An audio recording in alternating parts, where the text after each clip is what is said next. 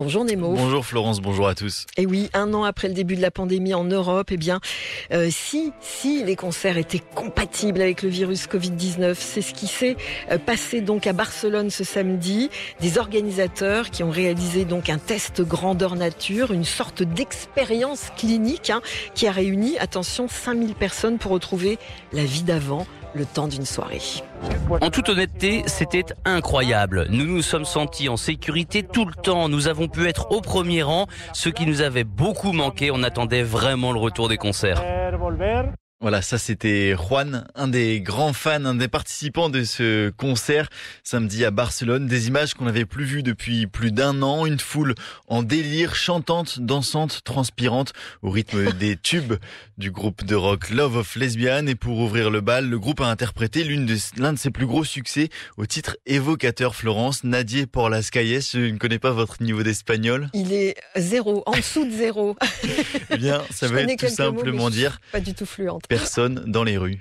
Personne dans les rues. Et c'était sorti bien avant la pandémie. De quoi réjouir les fans. Et puis donc pour pouvoir prendre part au concert, tous les spectateurs ont été testés le jour même. Un test négatif faisait office de précieux sésame.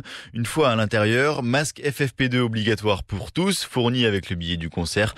En revanche, pas de distanciation sociale. Jordi Herrera, co-organisateur de l'événement, s'explique sur cette décision. C'était au micro de France 24.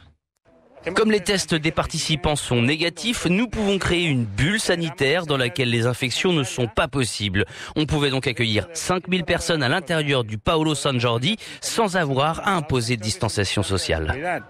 Voilà une soirée qui contrastait bien avec la situation actuelle dans laquelle est plongée l'Espagne.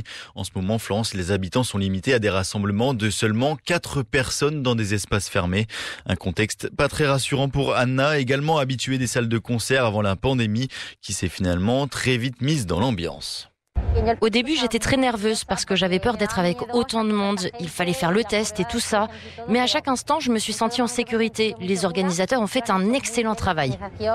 Alors, tous les retours de l'expérience, 5000 personnes quand même, qui étaient rassemblées.